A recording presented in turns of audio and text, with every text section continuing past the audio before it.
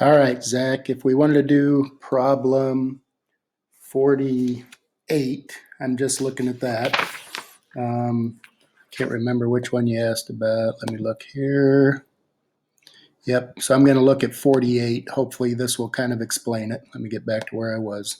So here was our ACT. Now, when they talk about Z values, you don't worry about the actual numbers. It's how many standard deviations above or below the mean we are. So the first one asks you, what if Z is less than negative 2.46? So I drew that in here. Negative 2.46 is between negative 2 and negative 3. So I want to find the area that's less than that. And notice that's not very much at all. So there's 68% here, which means out in this end and this end is 100 minus 68, which is 32.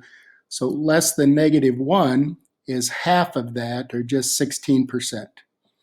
Within 2 standard deviations, there's 95%. That leaves 5% on the outside, so there's just 2.5% below negative 2.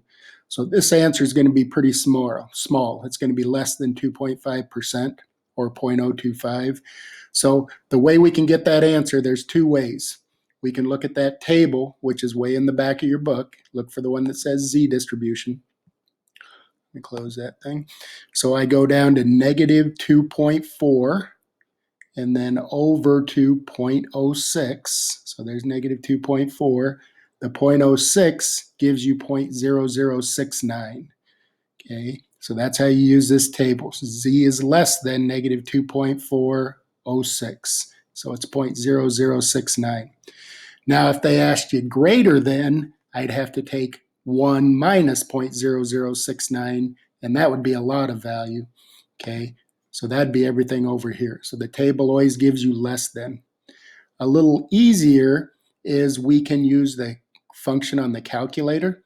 So let me type this out. I had this in that earlier video, but it's NCDF, or normal cumulative density function. You put the lower bound,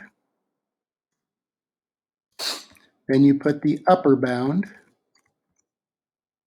then you put the mean, and then the standard deviation.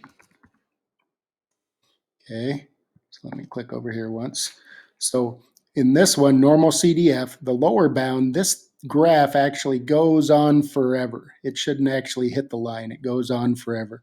So for a lower bound, when I want to go forever, I just put something way out here a ways. So if I was doing ACT scores, I'd put a 0 in, because you can't get less than a 0, but just put a really small number. So I put negative 10 in. Okay, the upper bound was 2.46.